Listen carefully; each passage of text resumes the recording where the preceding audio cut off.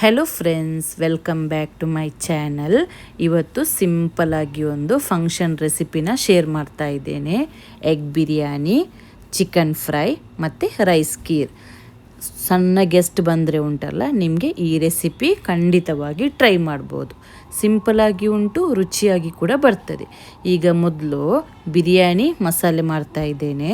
ಒಂದು ಪಾತ್ರೆ ತೆಗೆದು ವೆಜಿಟೇಬಲ್ ಆಯಿಲ್ 4 to 5 ಟೇಬಲ್ ಸ್ಪೂನಷ್ಟು ಯೂಸ್ ಮಾಡಿ 4 ಮೀಡಿಯಮ್ ಸೈಜ್ ಆನಿಯನ್ ಸ್ಲೈಸ್ ಆಗಿ ಕಟ್ ಮಾಡಿ ಹಾಕ್ತಾ ಇದ್ದೇನೆ.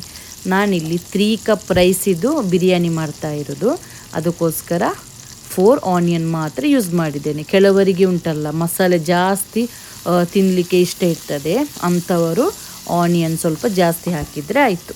ಈಗ ಆನಿಯನನ್ನು ನಾವು ಗೋಲ್ಡನ್ ಬ್ರೌನ್ ಆಗುವವರೆಗೆ ಫ್ರೈ ಮಾಡಬೇಕು. ಎಗ್ ನಾನು ಒಂದು ಸೈಡಲ್ಲಿ ಬಾಯ್ಲ್ ಆಗಲಿಕ್ಕೆ ಇಟ್ಟಿದ್ದೇನೆ. 10 ಎಗ್ ಯೂಸ್ ಮಾಡ್ತಾ ಇರೋದು. ಆನಿಯನ್ ಫ್ರೈ ಆದಮೇಲೆ 4 ಮೀಡಿಯಮ್ ಸೈಜ್ ಟೊಮ್ಯಾಟೊ ಸಣ್ಣದಾಗಿ ಕಟ್ ಮಾಡಿ ಹಾಕಿದ್ದೇನೆ. ಟೊಮ್ಯಾಟೊ ಹಾಕಿಬಿಟ್ಟು ರುಚಿಗೆ ಬೇಕಾದಷ್ಟು ಉಪ್ಪು ಸೇರಿಸಬೇಕು. ಆವಾಗ ಆನಿಯನ್ ಕೂಡ ಸಾಫ್ಟಾಗಿ ಫ್ರೈ ಆಗ್ತದೆ, ಟೊಮ್ಯಾಟೊ ಕೂಡ ಒಳ್ಳೆ ಸಾಫ್ಟಾಗಿ ಬರ್ತದೆ. ಈಗ ಇದು ಎರಡನ್ನು ನಾವು ಚೆನ್ನಾಗಿ ಫ್ರೈ ಮಾಡುವ. Ginger garlic paste 1.5 table spoon. Ginger garlic paste ಹಾಕಿಬಿಟ್ಟು ಹಸಿ ವಾಸನೆ ಎಲ್ಲ ಹೋಗಬೇಕು, ಅಷ್ಟು ಹೊತ್ತು ನಾವು ಫ್ರೈ ಮಾಡಬೇಕು. ಈಗ ಬಿರಿಯಾನಿ ಮಸಾಲ ಗ್ರೈಂಡ್ ಮಾಡಲಿಕ್ಕೆ 1 ಕಪ್ ಕೊತ್ತಂಬರಿ ಸೊಪ್ಪು, ಅರ್ಧ ಕಪ್ ಪುದೀನ, ಎಷ್ಟು ಖಾರ ಬೇಕು ಅಷ್ಟು ಹಸಿಮೆಣಸಿನ್ಕಾಯಿ. ನಾನಿಲ್ಲಿ 10 ಹಸಿಮೆಣಸಿನ್ಕಾಯಿ ಯೂಸ್ ಮಾಡಿದ್ದೇನೆ. ಅರ್ಧ ಆನಿಯನ್, 1 ಟೇಬಲ್ ಸ್ಪೂನ್ ಬಡಸೊಪ್ಪು, 1.5 ಟೇಬಲ್ ಸ್ಪೂನ್ ಕೊತ್ತಂಬರಿ ಮತ್ತು ಸ್ವಲ್ಪ ಜೀರಿಗೆ, ಅರ್ಧ ಟೇಬಲ್ ಸ್ಪೂನಷ್ಟು ಜೀರಿಗೆ ಕೂಡ ಇಲ್ಲಿ ಹಾಕಿದ್ದೇನೆ. ಇದಕ್ಕೆ ಉಂಟಲ್ಲ ಮೊಸರು ಸೇರಿಸಿಬಿಟ್ಟು ಗ್ರೈಂಡ್ ಮಾಡಬೇಕು. 1/4 ಕಪ್ಪಷ್ಟು ಮೊಸರು ಸೇರಿಸಿದರೆ ಆಯಿತು. ಮೊಸರು ಹಾಕಿಬಿಟ್ಟು ಇದನ್ನೀಗ ಚೆನ್ನಾಗಿ ಗ್ರೈಂಡ್ ಮಾಡಿ.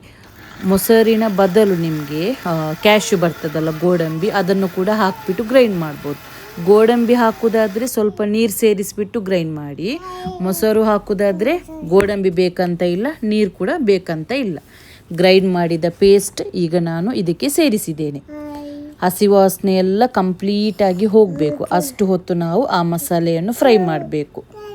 ಈಗ ಎಗ್ ಬಿರಿಯಾನಿ ಜಾಸ್ತಿ ರುಚಿಯಾಗಿ ಬರೋದಿಲ್ಲ, ಅದಕ್ಕೋಸ್ಕರ ನೂಡಲ್ಸ್ ಮಸಾಲ ಪೌಡರ್ 1 ಪ್ಯಾಕೆಟ್ ಹಾಕಿದ್ದೇನೆ, ಸಣ್ಣ ಪ್ಯಾಕೆಟ್. ಅರಿಶಿನ ಹುಡಿ ಸ್ವಲ್ಪ. ಈಗ ಈ ಮಸಾಲೆ ಎಲ್ಲ ಫುಲ್ ಕಂಪ್ಲೀಟಾಗಿ ರೆಡಿಯಾಗಿದ್ದ ಮೇಲೆ ಬಾಯ್ಲ್ ಮಾಡಿದ ಎಗ್ಗನ್ನು ಸೇರಿಸಿಬಿಟ್ಟು ಉಂಟಲ್ಲ, ಒಂದು 10 ನಿಮಿಷ ಮೀಡಿಯಮ್ ಫ್ಲೇಮಲ್ಲಿ ಇಟ್ಟು ನಾವು ಬಾಯ್ಲ್ ಆಗಲಿಕ್ಕೆ ಬಿಡಬೇಕು. ಮಸಾಲೆ ರೆಡಿಯಾಗಿದೆ. ಈಗ ಬಿರಿಯಾನಿ ರೈಸಿಗೆ ಒಂದು ಪಾತ್ರೆ ತೆಗೆದು ನೀರು, ಏಲಕ್ಕಿ, ಕೆತ್ತೆ, ಲವಂಗ, ರುಚಿಗೆ ಬೇಕಾದಷ್ಟು ಉಪ್ಪು, ಸ್ವಲ್ಪ ಎಣ್ಣೆ ಸೇರಿಸಿಬಿಟ್ಟು ನೀರು ಕುದಿ ಬಂದ ಮೇಲೆ ಅಕ್ಕಿಯನ್ನು ಹಾಕಿದರೆ ಆಯಿತು. ಇದೀಗ ಆನಿಯನನ್ನು ಫ್ರೈ ಮಾಡಲಿಕ್ಕೆ ಒಂದು ಪಾತ್ರೆಗೆ ತುಪ್ಪ ಮತ್ತು ವೆಜಿಟೇಬಲ್ ಆಯಿಲ್ ಒಟ್ಟಿಗೆ ಹಾಕಿಬಿಟ್ಟು ನಾನು ಬಿಸಿಯಾಗಲಿಕ್ಕೆ ಇಟ್ಟಿದ್ದೇನೆ. ಈ ಬಿರಿಯಾನಿ ರೈಸ್ ಚೆನ್ನಾಗಿ ವಾಶ್ ಮಾಡಿಬಿಟ್ಟು ಇದನ್ನು ಒಂದು 10 ನಿಮಿಷ ನಾವು ನೆನೆಯಲಿಕ್ಕೆ ಬಿಡಬೇಕು. ಈಗ ನೋಡಿ ಆನಿಯನ್ ಎಲ್ಲ ಫ್ರೈ ಆಗ್ತಾ ಉಂಟು, ಗೋಲ್ಡನ್ ಬ್ರೌನ್ ಆಗಿ ಫ್ರೈ ಆಗಬೇಕು. ಇದು ದಮ್ ಬರಲಿಕ್ಕೆ ನಾವು ಇಡ್ತೀವಲ್ಲ ಬಿರಿಯಾನಿ, ಆವಾಗ ಹಾಕಲಿಕ್ಕೆ. ನೆಕ್ಸ್ಟ್ ರೈಸ್ ಖೀರ್ ಮಾಡಲಿಕ್ಕೆ 1 ಗ್ಲಾಸ್ ಗೀ ರೈಸಿಗೆ 4 ಗ್ಲಾಸ್ ನೀರು ಹಾಕಬೇಕು. ರುಚಿಗೆ ಬೇಕಾದಷ್ಟು ಉಪ್ಪು, ಜಾಸ್ತಿ ಉಪ್ಪು ಬೇಡ, ಒಂದು ಸ್ವಲ್ಪ ಉಪ್ಪು, ಏಲಕ್ಕಿ ಪೌಡರ್ ಇಷ್ಟನ್ನು ಸೇರಿಸಿಬಿಟ್ಟು 4 ವಿಸಿಲ್ ಬರಲಿಕ್ಕೆ ನಾವು ಇಡಬೇಕು. 1 ಗ್ಲಾಸ್ ಅಕ್ಕಿಗೆ 4 ಗ್ಲಾಸ್ ನೀರು ಸೇರಿಸಬೇಕು ರೈಸ್ ಖೀರ್ ಮಾಡಲಿಕ್ಕೆ. ಗೀ ರೈಸ್ ಯೂಸ್ ಮಾಡಿದರೆ ಉಂಟಲ್ಲ, ರೈಸ್ ಖೀರ್ ತುಂಬ ಚೆನ್ನಾಗಿ ಬರ್ತದೆ. ಬಿರಿಯಾನಿ ರೈಸ್ ಈಗ 90% ಅಷ್ಟು ಕುಕ್ ಆಗಿದೆ. ಅದನ್ನು ನಾನೀಗ ಒಂದು ಸೈಡಲ್ಲಿ ಇಟ್ಟಿದ್ದೇನೆ ನೀರೆಲ್ಲ ಹೋಗಲಿಕ್ಕೆ. ನೆಕ್ಸ್ಟ್ ಚಿಕನ್ ಫ್ರೈ ಮಾಡಲಿಕ್ಕೆ ಒಂದು ಪಾತ್ರೆಗೆ ginger garlic paste 1 table spoon, ಎಷ್ಟು ಖಾರ ಬೇಕು ಅಷ್ಟು chilli powder, chicken masala powder 2 table spoon, pepper powder 1 tea spoon ಮತ್ತು ಸ್ವಲ್ಪ ಅರಿಶಿನ ಹುಡಿ. Next noodles masala powder 1 table spoon, ರುಚಿಗೆ ಬೇಕಾದಷ್ಟು ಉಪ್ಪು. ಇದೆಲ್ಲವನ್ನು ಹಾಕಿ ಸ್ವಲ್ಪ ವೆನಿಗರ್ ಕೂಡ ಸೇರಿಸಿದ್ದೇನೆ.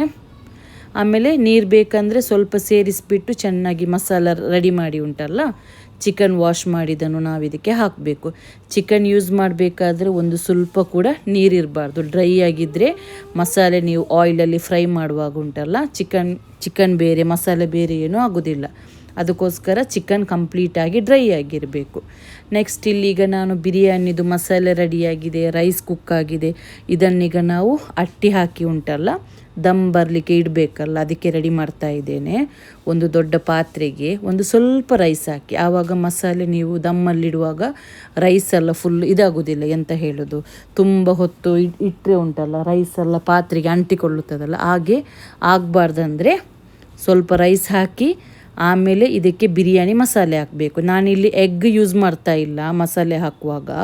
ಎಗ್ ಯೂಸ್ ಮಾಡಿದರೆ ಏನಾಗ್ತದೆ ಗೊತ್ತುಂಟ, ಬಿರಿಯಾನಿ ನಾವು ಸರ್ವ್ ಮಾಡುವಾಗ ಎಗ್ಗೆಲ್ಲ ಫುಲ್ ಕಟ್ ಆಗ್ತದೆ. ಅದಕ್ಕೋಸ್ಕರ ಮಸಾಲೆ ಹಾಕಿದ ಮೇಲೆ ಅರ್ಧದಷ್ಟು ಕುಕ್ ಮಾಡಿದ ರೈಸ್ ಹಾಕಿ, ಆಮೇಲೆ ಅದರ ಮೇಲ್ಗಡೆ ಉಂಟಲ್ಲ ಆನಿಯನ್ ಫ್ರೈ ಮಾಡಿದ ತುಪ್ಪ ಉಂಟಲ್ಲ ಅದನ್ನೇ ಯೂಸ್ ಮಾಡಿದರೆ ಆಯಿತು. ಮತ್ತು ಕೊತ್ತಂಬರಿ ಸೊಪ್ಪು ಹಾಕಬೇಕು, ಆನಿಯನ್ ಫ್ರೈ ಮಾಡಿದ್ದು ಹಾಕಬೇಕು. ಆಮೇಲೆ ಅದರ ಮೇಲೆ ಸ್ವಲ್ಪ ರೈಸ್ ಹಾಕಿ ಮತ್ತೆ ಇನ್ನೊಂದು ಸಲ ಮಸಾಲೆ ಹಾಕಿಬಿಟ್ಟು ಉಳಿದ ಎಲ್ಲ ರೈಸನ್ನು ಉಂಟಲ್ಲ ಇದರ ಮೇಲ್ಗಡೆ ನಾವು ಹಾಕಬೇಕು ಸರ್ವ್ ಮಾಡಲಿಕ್ಕೆ. ಇದು ನೆಕ್ಸ್ಟ್ ಸೆಕೆಂಡ್ ಲೇಯರಿಗೆ. ಈಗ ನೋಡಿ ಎಲ್ಲ ರೈಸ್ ಹಾಕಿದ್ದೇನೆ ಈಗ ಫುಲ್ಲು. ನೆಕ್ಸ್ಟ್ ಇದರ ಮೇಲ್ಗಡೆ ಸ್ವಲ್ಪ ತುಪ್ಪ ಸೇರಿಸಬೇಕು. ಆಮೇಲೆ ಆನಿಯನ್ ಫ್ರೈ ಮಾಡಿದ್ದು, ಕೊತ್ತಂಬರಿ ಸೊಪ್ಪು, ಹೀಗೆ ಎಲ್ಲವನ್ನು ಹಾಕಿಬಿಟ್ಟು ಉಂಟಲ್ಲ ಲಾಸ್ಟ್ ಫೈನಲ್ ಆಗಿ ಇದರ ಮೇಲ್ಗಡೆ ನಾವು ಎಗ್ಗನ್ನು ಇಡಬೇಕು. ಆವಾಗ ಏನಾಗ್ತದೆ ಅಂದರೆ ನೀವು ಎಗ್ ಬಿರಿಯಾನಿ ಸರ್ವ್ ಮಾಡುವಾಗ ಎಗ್ ಕಟ್ಟಾಗೋದು ಅಂಥ ಪ್ರಾಬ್ಲಮ್. ಎಗ್ ಉಂಟಲ್ಲ ಈ ರೀತಿ ಇಟ್ಟರೆ ನಾವು ಸರ್ವ್ ಮಾಡುವಾಗ ಎಗ್ ಕಟ್ಟಾಗೋದು ಅಂಥ ಪ್ರಾಬ್ಲಮೆಲ್ಲ ಏನು ಬರೋದಿಲ್ಲ. ಈಗ ನೋಡಿ ಎಗ್ಗೆಲ್ಲ ಇಟ್ಟುಬಿಟ್ಟು ಇದನ್ನು ನಾನು 15 ಮಿನಿಟ್ಸ್ ಮೀಡಿಯಮ್ ಫ್ಲೇಮಲ್ಲಿ ಉಂಟಲ್ಲ ದಮ್ ಬರಲಿಕ್ಕೆ ಬಿಡ್ತಾ ಇದ್ದೇನೆ. ನೆಕ್ಸ್ಟ್ ರೈಸ್ ಕೀರಿಗೆ ನಾವು ರೈಸ್ ಇಟ್ಟಿದ್ದೇವಲ್ಲ ಗೀ ರೈಸ್, ಆ ರೈಸೆಲ್ಲ ಫುಲ್ ಕಂಪ್ಲೀಟಾಗಿ ಕುಕ್ ಆಗಿದೆ. ಸ್ವಲ್ಪ ಜಾಸ್ತಿ ಕುಕ್ ಆದರೆ ಉಂಟಲ್ಲ ರೈಸ್ ಕೀರ್ ಟೇಸ್ಟಿಯಾಗಿ ಬರ್ತದೆ. ಅರ್ಧ ಲೀಟರಷ್ಟು ಹಾಲು ಮತ್ತು 1 ಫುಲ್ ಟಿನ್ ಮಿಲ್ಕ್ ಮೇಡ್ ಹಾಕಿದ್ದೇನೆ. ಮಿಲ್ಕ್ ಮೇಡ್ ಹಾಲು ಹಾಕಿಬಿಟ್ಟು ಸ್ವಲ್ಪ ಇದನ್ನು ನಾವು ಕುದಿ ಬರಲಿಕ್ಕೆ ಬಿಡಬೇಕು ರೈಸ್ ಕೀರನ್ನು. ಲಾಸ್ಟಿಗೆ ಫೈನಲ್ ಆಗಿ ಇದಕ್ಕೆ ತುಪ್ಪದಲ್ಲಿ ಸ್ವಲ್ಪ ಗೋಡಂಬಿ ರೋಸ್ಟ್ ಮಾಡಿಬಿಟ್ಟು ತುಪ್ಪ ಮತ್ತು ಆ ಗೋಡಂಬಿ ಎಲ್ಲವನ್ನು ಈ ರೈಸ್ ಕೀರಿಗೆ ಸೇರಿಸಿಬಿಟ್ಟು ಚೆನ್ನಾಗಿ ಮಿಕ್ಸ್ ಮಾಡಿ. ತುಂಬ ಗಟ್ಟಿ ಥರ ಆದರೆ ಸ್ವಲ್ಪ ನೀರು ಸೇರಿಸಿಬಿಟ್ಟು ನೀವು ಮಿಕ್ಸ್ ಮಾಡ್ಬೋದು, ಏನು ಪ್ರಾಬ್ಲಮ್ ಆಗೋದಿಲ್ಲ. ನೋಡಿ ಒಂದು ಸೈಡಲ್ಲಿ ಚಿಕನ್ ಫ್ರೈ ಮಾಡ್ತಾ ಇದ್ದೇನೆ. ಚಿಕನ್ ಆಯಿಲ್ ಒಳ್ಳೆ ಬಿಸಿ ಆದಮೇಲೆ ನಾವು ಮಸಾಲೆ ಹಾಕಿದ ಚಿಕನನ್ನು ಸೇರಿಸಬೇಕು. ಚಿಕನ್ ಫ್ರೈ ಕೂಡ ಇಲ್ಲಿ ರೆಡಿಯಾಗಿದೆ. ನಿಮಗೆ ಇದನ್ನು ಶಾಲೋ ಫ್ರೈ ರೀತಿ ಕೂಡ ಮಾಡ್ಬೋದು, ಡೀಪ್ ಫ್ರೈ ಬೇಡ ಅಂದರೆ. ಸಿಂಪಲ್ ಆದ ಚಿಕನ್ ಫ್ರೈ ಬಿರಿಯಾನಿ ಕೂಡ ದಮ್ಮು ಬಂದು ರೆಡಿಯಾಗಿದೆ. ಈಗ ನಾನು ಇದೆಲ್ಲ ಐಟಮನ್ನು ಸರ್ವ್ ಮಾಡಿ ನಿಮ್ಮ ಜೊತೆ ತೋರಿಸ್ತೇನೆ ಲಾಸ್ಟ್ ಫೈನಲ್ ಆಗಿ. ನೋಡಿ ಸಿಂಪಲ್ಲಾಗಿ ಎಗ್ ಬಿರಿಯಾನಿ, ಚಿಕನ್ ಫ್ರೈ ಮತ್ತು ರೈಸ್ ಕೀರ್ ರೆಡಿಯಾಗಿದೆ. ವಿಡಿಯೋ ಇಷ್ಟ ಆದರೆ ಪ್ಲೀಸ್ ಲೈಕ್ ಮಾಡಿ, ಸಬ್ಸ್ಕ್ರೈಬ್ ಮಾಡಿ ಹಾಗೂ